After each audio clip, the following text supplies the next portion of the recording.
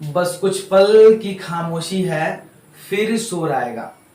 बस कुछ पल की खामोशी है, फिर शोर आएगा।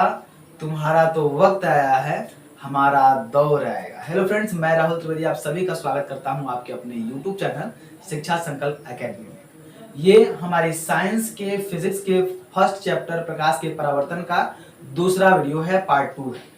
अगर आपने पार्ट 1 नहीं देखा है तो जाकर प्लेलिस्ट में देखिए पहले, उसको बाद इस वीडियो पे आइए। बिकॉज अगर आप पहले वीडियो को नहीं देखते हैं तो दूसरा वीडियो आपको समझ नहीं आएगा। हुआ यूं था कि मैंने ये सोचा था कि मैं एक ही वीडियो में सारे चैप्टर को कंप्लीट कर दूंगा, कवर कर दूंगा। बट हुआ यूं कि उस चैप्टर के 2-3 महत्वपूर्ण पॉइंट ऐसे थे जिसको मैं पिछले वीडियो में नहीं बता पाया, क्योंकि वीडियो की लेंथ बहुत ज्यादा लंबी हो रही थी। तो वीडियो को छोटा करने के लिए मैंने चैप्टर 1 को 2 पार्ट में डिवाइड कर दिया, पार्ट 1 और पार्ट 2। तो पार्ट 1 अगर आपने नहीं देखा है तो जाकर देख लीजिए। और इस पार्ट 2 में हम लोग जानने वाले हैं क्या, पिछले वीडियो में हम लोग प्रतिबिंब तक जान चुके थे। तो आज हम लोग प्रतिबिंब के प्रकार यानी वास्तविक प्रतिबिंब, आभासी प्रतिबिंब, दर्पण गोलीय होता है या समतल होता है, दर्पण के बारे में जानेंगे। समतल दर्पण द्वारा बने प्रतिबिंब की विशेषताओं को जानेंगे, दर्पण सूत्र के बारे में जानेंगे और आवर्धन के बारे में जानेंगे। ठीक है, तो चलिए हम अपने वीडियो को शुरू करते हैं। सबसे पहली बात, प्रतिबिंब। मैंने पिछले वीडियो में बताया है और इस वीडियो में बता देता हूं कि प्रकाश के परावर्तन के बाद जो प्रकाश की किरणें होती हैं, दर्पण से परावर्तन के बाद जिस बिंदु पर मिलती है अथवा मिलती हुई प्रतीत होती है, मतलब ऐसा दिखाई पड़ता है कि जैसे वो वहां पर मिल रही होगी, तो उसे हम क्या कहते हैं, प्रतिबिंब कहते हैं। वस्तु का प्रतिबिंब कहते हैं। प्रतिबिंब 2 प्रकार के होते हैं। कौन कौन से? एक होता है वास्तविक प्रतिबिंब और दूसरा होता है आभासी प्रतिबिंब। किसे हम वास्तविक कहेंगे, किसे हम आभासी कहेंगे। तो जान लीजिए, वास्तविक का मतलब, मैंने यहाँ पर जब मैं प्रतिबिंब की परिभाषा बोल रहा था, आप लोग ध्यान अगर दिए होंगे तो मैंने कहा कि प्रकाश की किरणें दर्पण से परावर्तन के बाद जिस बिंदु पर मिलती है अथवा मिलती हुई प्रतीत होती है। यहाँ पे 2 सिचुएशन आ रहे हैं, या तो मिलेगा नहीं तो मिलती हुई प्रतीत होगा।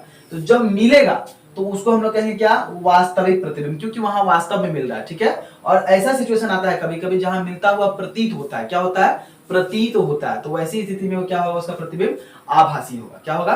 आभासी होगा। आभासी को ही हम लोग काल्पनिक प्रतिबिंब भी कहते हैं। काल्पनिक का मतलब जिसकी कल्पना की जा सके, वास्तव में वह नहीं हो, काल्पनिक प्रतिबिंब। ठीक है, आभासी को ही हम लोग काल्पनिक प्रतिबिंब भी कहते हैं। ठीक है, अब समझ लीजिए कि मान लीजिए ये कोई समतल दर्पण है, यहां पर ये रहा हमारा अभिलंब और ये आने वाली किरण यानी आपतित किरण। ठीक है, अभिलंब को हम लोग डॉटेड लाइन में दिखाते हैं। ये अभिलंब हो गया हमारा, ये आपतित किरण हुई। तो आपतित किरण दर्पण से परावर्तन के बाद में तो ये इधर तो नहीं आएगी, ये तो टकरा कर वापस लौटेगी, है ना, यानी उस साइड चलेगी। परावर्तित किरण, आपतित किरण आई और परावर्तित किरण चली गई। तो यहाँ कोई वस्तु होगा, मान लीजिए ये कोई वस्तु है। ठीक है, तब ना यहाँ से आकर के ये इधर यहाँ से आती हुई प्रकाश किरण दर्पण से परावर्तन के बाद इधर लौट गई। तो जो इसका प्रतिबिंब अगर हम लोग देखें, जैसे आ तो नहीं रहा है, बट अगर आता तो इसका प्रतिबिंब कहाँ बनता है, इसका प्रतिबिंब यहाँ बनता है। ठीक ना, मतलब लग रहा है कि यहाँ पर टकराता हुआ। ठीक ना, तो इसे ही हम कहेंगे क्या, इसका प्रतिबिंब। और ये वास्तव में नहीं टकराया है, इसीलिए इसको हम लोग आभासी प्रतिबिंब कहेंगे। अगर ये वहां पर वास्तव में होता तो उसे हम वास्तविक प्रतिबिंब कहते। ठीक है, तो अब हम लोग जान लिया कि प्रतिबिंब किसे कहते हैं, वास्तविक और आभासी को जान लिया है। जहां पर वास्तव में टकराएगा उसको वास्तविक प्रतिबिंब कहेंगे, और जहां टकराता हुआ प्रतीत होगा, मिलता हुआ प्रतीत होगा, उसको हम लोग आभासी प्रतिबिंब कहेंगे। ठीक है, अब थोड़ा जान लीजिए कि वास्तविक प्रतिबिंब कौन देगा, आभासी प्रतिबिंब कौन देगा। वास्तविक प्रतिबिंब देने की क्षमता केवल और केवल अवतल दर्पण के पास है। याद रखिएगा, वास्तविक प्रतिबिंब देने की क्षमता केवल और केवल अवतल दर्पण के पास है। बाकी कोई भी दर्पण ना या तो समतल और उत्तल आपको नहीं दे सकता है। ठीक ना, आभासी प्रतिबिंब को क्या कौन कौन दे सकता है, तो आभासी प्रतिबिंब आपको समतल भी दे सकता है, आपको अवतल भी दे सकता है और आपको उत्तल भी दे सकता है। ठीक है, ये तीनों जो है आपको आभासी प्रतिबिंब दे सकते हैं। ठीक ना, अभी उत्तल अवतल के बारे में आगे बताऊंगा, पहले आप समझ लीजिए कि वास्तविक प्रतिबिंब आपको अवतल देंगे और काल्पनिक या आभासी प्रतिबिंब समतल, अवतल या उत्तल तीनों में से कोई भी आपको दे सकता है। एक और बात कि वास्तविक प्रतिबिंब जो होती है हमेशा उल्टा होता है। कैसा होता है? वास्तविक प्रतिबिंब हमेशा उल्टा होता है। ठीक है, और इसको हम लोग पर्दे पर उतार सकते हैं, पर्दे पर प्राप्त कर सकते हैं, पर्दे पर प्राप्त किया जा सकता है। ठीक है, मतलब वास्तविक प्रतिबिंब अवतल होगा, उल्टा होगा और पर्दे पर प्राप्त किया जा सकेगा। ठीक है, इसी का उल्टा आभासी या काल्पनिक प्रतिबिंब जो है समतल दे सकता है, अवतल दे सकता है, उत्तल तीनों दे सकता है, और यह सीधा होगा। कैसा होगा? सीधा होगा, और ये इसे पर्दे पर प्राप्त नहीं कर पाएंगे हम लोग, पर्दे पर प्राप्त नहीं हो सकता है, पर्दे पर प्राप्त नहीं हो सकता, आभासी प्रतिबिंब पर्दे पर प्राप्त नहीं किया जा सकता। ठीक है, अब इतना तक आप लोग समझ गए। अब हम लोग जानेंगे दर्पण के बारे में। दर्पण है क्या, है ना। अभी हम लोग समतल दर्पण, अवतल दर्पण, उत्तल दर्पण के बारे में बोल रहे हैं, लेकिन हमें पता ही नहीं कि दर्पण क्या है। दर्पण जान लीजिए कि वह समतल पृष्ठ जो प्रकाश का परावर्तन करने में समर्थ हो उसे हम दर्पण कहेंगे। ठीक ना, कोई भी समतल, ऐसे समतल पृष्ठ जो क्या हो, जो प्रकाश का परावर्तन करने में समर्थ हो, उसे हम क्या कहते हैं, उसे हम लोग कहते हैं दर्पण। ठीक ना, दर्पण क्या होती है, चिकनी सतह होती है, समतल सतह होती है, जो प्रकाश का परावर्तन कर सकती है, यानी रिफ्लेक्शन ऑफ लाइट करने में सामर्थ्य होती है, और जिस कारण वह प्रतिबिंब भी बनाती है। ठीक है, इसका मतलब दर्पण क्या होता है, दर्पण एक प्लेन सरफेस होता है जो रिफ्लेक्शन ऑफ लाइट यानी कि प्रकाश का परावर्तन करने में समर्थ होता है। ठीक है, अब जान लीजिए समतल कितने प्रकार के होते हैं। आपने जब भी देखा होगा तो आपने देखा होगा क्या कि एक सतह, मतलब जैसे कि अगर दर्पण होता है तो एक तो होता है सीधा समतल दर्पण, है ना, जिसमें मतलब जैसे वो आईना, नॉर्मल आईना जो हम लोग घर पे यूज करते हैं वैसा वाला। और आप अगर आंख कान या दांत के डॉक्टर के पास अगर जाएंगे तो उनके पास थोड़ा सा एक गोल टाइप का दर्पण होता है। ठीक है, या फिर हमारे साइकिल की जो घंटी होती है वो भी थोड़ी गोल टाइप की होती है, देखने में तो बिल्कुल मतलब मिरर यानी दर्पण की तरह ही होती है, आईना की तरह। अगर उसमें हम लोग चेहरा देखने की कोशिश करें तो दिखाई दे देता है। हाँ, भले थोड़े से आपका शरीर का आकार यानी लंबाई चौड़ाई थोड़ी अजीब सी हो सकती है, लेकिन दिखाई जरूर देता है। चम्मच को आप लोग देख लीजिए, वह भी थोड़ा सा गोल टाइप का होता है, लेकिन दिखाई देता है ना। आप स्टील के किसी खंबे को देख लीजिए, वहां भी आप अपने चेहरे को देख पाइएगा, मतलब थोड़ा सा गोल टाइप का होता है, बट उसमें भी इमेज बनता है, यानी उसमें भी प्रतिबिंब बनता है, तो उसे ही हम लोग गोलीय दर्पण कहते हैं। ठीक है, तो अगर हम लोग कुल मिलाकर देखें तो दर्पण जो है वह दो प्रकार का होता है। दर्पण कितने प्रकार का होता है, दर्पण दो प्रकार का होता है, एक होता है समतल, एक होता है गोलीय।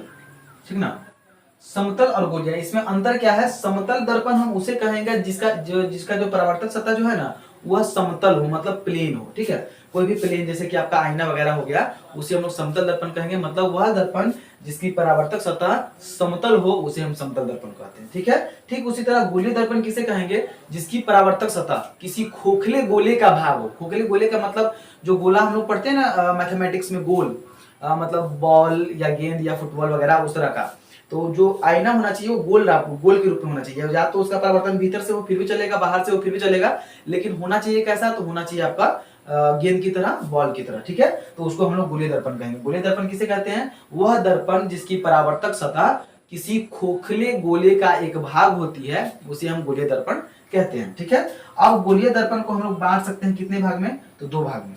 गोलीय दर्पण को कितने भाग में बांट सकते हैं, गोलीय दर्पण को हम लोग दो भाग में बांट सकते हैं। पहला जो है अवतल और दूसरा जो है उत्तल। ठीक है, अवतल और उत्तल। ठीक है, समझ लीजिए दर्पण को दो भागों में बांटा हम लोगों ने, समतल और गोलीय, और गोलीय दर्पण को हम लोग दो भाग में बांट दिया, एक अवतल और एक उत्तल। ठीक है, अब थोड़ा हम लोग उत्तल दर्पण के बारे में जानेंगे। ठीक है, उत्तल अवतल दोनों के बारे में, गोलीय दर्पण के बारे में। मैंने कहा गोलीय दर्पण उसे कहेंगे जिसकी परावर्तक सतह क्या हो, किसी खोखले गोले का भाग होना चाहिए। ठीक है,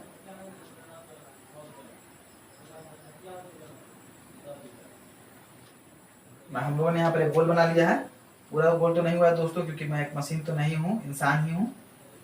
हाँ, बट समझ में आ रहा है कि हाँ गोल गोल है। ठीक है, यहाँ पर हमने बना दिया सेंटर, केंद्र। ठीक है, हो गया केंद्र, ये हमारा गोला तैयार है। अब इसी में से हम लोग को दर्पण निकालना है। ठीक है, हम इसको दो तरीके से दर्पण कर सकते हैं। अगर ये कांच का टुकड़ा होगा तो अगर हम इसके किसी एक साइड को कलई चढ़ा दे, मतलब इसको एक साइड को रंग दे, तो हमारा वह दर्पण तैयार हो जाएगा। आपने देखा होगा, अगर आईने को गौर करके देखा होगा तो आईने के पीछे कलर किया गया था सिल्वर कलर, मतलब जो आपको आगे से आपका चेहरा दिखाने में मदद करता है, यानी पीछे से वो कलर किया रहता है। ठीक है ना, तो उसी तरह अगर आप समतल कांच को पीछे से कलर चढ़ा दे, पीछे से रंग दे, तो वह मतलब रंगने के लिए किसी भी कलर से नहीं, सिल्वर कलर जो मतलब चांदी कलर से आप रंगेंगे फिर तभी आपको प्रतिबिंब दिखाई देगा, नहीं तो नहीं दिखाई देगा। तो उसी तरह यदि इस गोलीय दर्पण में चाहे तो हम पीछे से भी कर सकते हैं, आगे से भी कर सकते हैं। यदि हम इसके पिछले हिस्से को रंग दें तो परावर्तन कहां से होगा, आगे से होगा। ठीक है, और यदि अगर हम इसके बाहरी सतह को रंग दें, समझ रहे हैं आप लोग, अगर बाहरी सतह को रंग दे तो परावर्तन कहां से होगा, भीतर से होगा। सबसे पहले हम क्या करते हैं, इसका एक अक्ष बना देते हैं। ठीक है, ये जो अक्ष है समझ लीजिए, पहले ये गोलिया आपका खोखला गोला है, खोखले गोले के जो बीचों बीच जो व्यास गया है, ठीक है ना, जो व्यास गया है इसी व्यास को हम लोग कहते हैं प्रधान अक्ष। क्या कहते हैं? प्रधान अक्ष। ठीक है, इसे हम प्रधान अक्ष कहते हैं। हो गया। और ये जो सेंटर है, ठीक है, इसे हम लोग कहते हैं वक्रता केंद्र। क्या कहते हैं? वक्रता केंद्र। केंद्र है तो उसको हम वक्रता केंद्र कहेंगे, ठीक ना। और इसकी किसी भी त्रिज्या, मान लीजिए आप इसको लीजिए या कहीं से यहीं ले लीजिए, ठीक है। ये आपके इच्छा पे डिपेंड करता है। एक वृत्त में अनगिनत त्रिज्याएं होती हैं, आपको पता है अगर आप मैथ के स्टूडेंट होंगे तो, है ना। तो अगर हम लोग जानते हैं कि एक वृत्त में बहुत सारी त्रिज्याएं होती हैं, अनंत त्रिज्याएं होती है, तो कोई भी त्रिज्या ले लीजिए और इस त्रिज्या का नाम रख दीजिए वक्रता त्रिज्या। वक्रता त्रिज्या, ठीक है, वक्रता त्रिज्या। हो गया, हमारा वक्रता त्रिज्या तैयार है, वक्रता केंद्र तैयार है। अब देखिए, जहां दर्पण को ये डिवाइड कर रहा है, ये दो बिंदु, इसी को हम लोग कहते हैं ध्रुव। क्या कहते हैं? ध्रुव। ठीक है, हमारा वक्रता त्रिज्या हो गया, वक्रता केंद्र हो गया, ध्रुव हो गया, प्रधान अक्ष हो गया। ठीक है, अब हम लोग थोड़ा सा कुछ और जानेंगे। क्या जानेंगे? समझ लीजिए। इस ध्रुव को हम लोग P से इंडिकेट करते हैं, केंद्र को O से इंडिकेट किया जाता है, वक्रता त्रिज्या को R से इंडिकेट किया जाता है, ठीक है, और प्रधान अक्ष का तो लिखा है, उसको इंडिकेट नहीं किया जाता। ठीक है, समझ लीजिए आप। अब एक बात जान लीजिए, इसमें अवतल कोण है, उत्तल कोण है ना। बात समझिए, जब परावर्तन, याद रखिएगा, जब परावर्तन बाहर से होगा, जब परावर्तन बाहर से होगा तो हम लोग उसका नाम रखेंगे उत्तल। क्या नाम रखेंगे? उत्तल। जब सतह भीतरी कलई की गई हो, परावर्तन बाहर वाले से हो, तो उसका नाम पड़ जाएगा उत्तल। और जब रंगा गया बाहर हो और परावर्तन भीतर से हो, तो उसका नाम हो जाएगा अवतल दर्पण। मतलब अवतल दर्पण उस गोलीय दर्पण का भाग है जिसकी बाहरी सतह रजदित होती है एवं परावर्तन भीतर से होता है। ठीक उसी का उल्टा उत्तल दर्पण उसे गोलीय दर्पण का वह भाग है जिसमें परावर्तन बाहर की पृष्ठ से होता है, कलई भीतरी सतह पर की गई होती है। ठीक है, तो यहाँ पर आपने दर्पण के बारे में जान लिया। अब हम लोग जानते हैं समतल दर्पण के प्रतिबिंब जो होती है उसकी क्या क्या विशेषताएं होती हैं। समतल दर्पण द्वारा जो प्रतिबिंब बनता है उसकी क्या क्या विशेषताएं होती हैं, तो एक एक करके चलेंगे, समझेंगे। जैसा कि हमने यहाँ पर देखा कि समतल दर्पण कैसा प्रतिबिंब देता है? काल्पनिक। समतल दर्पण द्वारा बना प्रतिबिंब कैसा होता है? काल्पनिक होता है। ठीक है, दूसरी नंबर बात कि काल्पनिक है तो यह सीधा होगा, प्रतिबिंब सीधा होता है। ठीक है, तीसरी नंबर बात, यदि सीधा है तो पर्दे पर प्राप्त नहीं किया जा सकेगा, पर्दे पर प्राप्त नहीं किया जा सकेगा, पर्दे पर प्राप्त नहीं। ठीक है, काल्पनिक होगा, सीधा होगा, पर्दे पर प्राप्त नहीं किया जा सकेगा। ठीक उसी के बाद, ठीक ना, काल्पनिक है, सीधा है, पर्दे पर प्राप्त नहीं किया जा सकता है। उसके बाद क्या है कि वस्तु के आकार के बराबर होगा, वस्तु के आकार के बराबर होगा। ठीक है, प्रतिबिंब बनेगा कहां? तो दर्पण के पीछे बनेगा, दर्पण के पीछे बनेगा, दर्पण के पीछे बनेगा। समतल दर्पण द्वारा बने प्रतिबिंब की जो प्रतिबिंब है काल्पनिक होता है, सीधा होता है, पर्दे पर प्राप्त नहीं किया जा सकता है, वस्तु के आकार के बराबर होता है, दर्पण के पीछे बनता है और वस्तु दूरी बराबर प्रतिबिंब दूरी होती है, वस्तु दूरी बराबर प्रतिबिंब दूरी होती है, प्रतिबिंब दूरी होती है। चलिए इतना हम लोगों ने जान लिया। अब हम लोग जानेंगे क्या? अब हम लोग जानेंगे दर्पण सूत्र किसे कहते हैं। ठीक है, दर्पण सूत्र किसे कहते हैं, इसके लिए मैं इसे मिटाना चाहूंगा। अगर आप स्क्रीनशॉट लेना चाहते हैं तो ले ले पहले। ठीक है, चलिए अब मैं आपको बता दूं कि दर्पण सूत्र किसे कहते हैं। पहले जान लीजिए एक बात कि कहीं भी विज्ञान में, खासकर फिजिक्स में, जब आप देखिए U लिखा है, इसका मतलब है क्या? वस्तु दूरी। U मतलब वस्तु दूरी, V का मतलब प्रतिबिंब दूरी, प्रतिबिंब दूरी, प्रतिबिंब दूरी, और F का मतलब क्या होता है? फोकस दूरी। ये आप लोगों ने अगर मेरी पिछली वीडियो देखी होगी तो उसके तो जानते होंगे, अगर आप लोग, और अगर आप लोगों ने नहीं देखा है तो जाकर पहले देख लीजिए। ठीक है, आपने दर्पण सूत्र के बारे में पहले इन तीनों चीजों को जान लिया। U बराबर वस्तु दूरी, V बराबर प्रतिबिंब दूरी, F बराबर फोकस दूरी। ठीक है, अब क्या होता है कि जब भी प्रकाश का परावर्तन होता है, प्रतिबिंब बनता है, तो जो ये तीनों जो है, वस्तु दूरी, प्रतिबिंब दूरी और फोकस दूरी के बीच एक संबंध होता है जो हर बार सेम होता है। मतलब दोनों के बीच में एक खास संबंध होता है, और इसी खास संबंध को क्या बोलते हैं, बहुत वैज्ञानिकों ने एक सूत्र के द्वारा निरूपित कर दिया है, जिसे हम लोग दर्पण सूत्र के नाम से जानते हैं। ठीक है, वह दर्पण सूत्र है क्या? 1/V प्लस 1/u बराबर 1/f, है ना। यही आपका दर्पण सूत्र है। फॉर्मूला पूछा जाएगा कि दर्पण सूत्र किसे कहते हैं, अगर 2 नंबर पूछ ले तो आप लोगों को लिखना है कि प्रकाश के परावर्तन में वस्तु दूरी, प्रतिबिंब दूरी एवं फोकस दूरी के बीच एक खास संबंध होता है, और इसी खास संबंध को हम लोग दर्पण सूत्र कहते हैं, जिसे हम लोग निम्न सूत्र के द्वारा निरूपित करते हैं, 1/u बटा 1/v प्लस 1/u बराबर 1/f। ठीक है, ये आपका दर्पण सूत्र हो गया। ठीक है, अब हम लोग जान गए। अब हम लोग लास्ट पॉइंट आवर्धन के बारे में डिस्कस करेंगे। आवर्धन क्या है, तो सीधा सीधा जान लीजिए, वस्तु की ऊंचाई एवं प्रतिबिंब की ऊंचाई के अनुपात को आवर्धन कहते हैं। अर्थात आवर्धन बराबर क्या हो जाएगा, आवर्धन बराबर आपका हो जाएगा वस्तु की ऊंचाई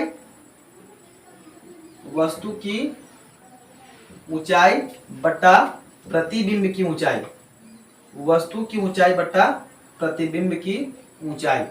ठीक है, ये आपका हो गया सूत्र किसका, तो आवर्धन का। आवर्धन बराबर वस्तु की ऊंचाई बटा प्रतिबिंब की ऊंचाई। ठीक ना, वस्तु की ऊंचाई और प्रतिबिंब की ऊंचाई के अनुपात को आवर्धन कहते हैं। वैसे तो सारे पॉइंट क्लियर हो गए, लेकिन कभी कभी क्वेश्चन आता है कि आवर्धन m के ऋणात्मक मान से आप क्या समझते हैं, तो जान लीजिए आवर्धन m का ऋणात्मक मान यह बताता है कि वह जो प्रतिबिंब है वह वस्तु की अपेक्षा उल्टा बन रहा है, अर्थात प्रतिबिंब वास्तविक है, उल्टा है तो वास्तविक है, और आवर्धन का धनात्मक मान आभासी प्रतिबिंब को इंगित करता है। ठीक है, और इसी के साथ हमारे क्लास 10th के भौतिकी का फर्स्ट चैप्टर प्रकाश का परावर्तन कंप्लीट होता है। इसके सारे महत्वपूर्ण पॉइंट्स मैंने आपको बता दिया है 2 पार्ट में, पार्ट 1 और पार्ट 2। अगर आपने पार्ट 1 नहीं देखा है तो जाकर जल्दी से देखिए, फिर पार्ट 2 को देखिए, और इसके बाद मैं गारंटी देता हूं कि आपको किसी दूसरे वीडियो को या किसी भी नोट्स वगैरह को देखने की कोई जरूरत नहीं पड़ेगी, आपके सारे क्वेश्चन इसमें कवर हो जाएंगे। ठीक है,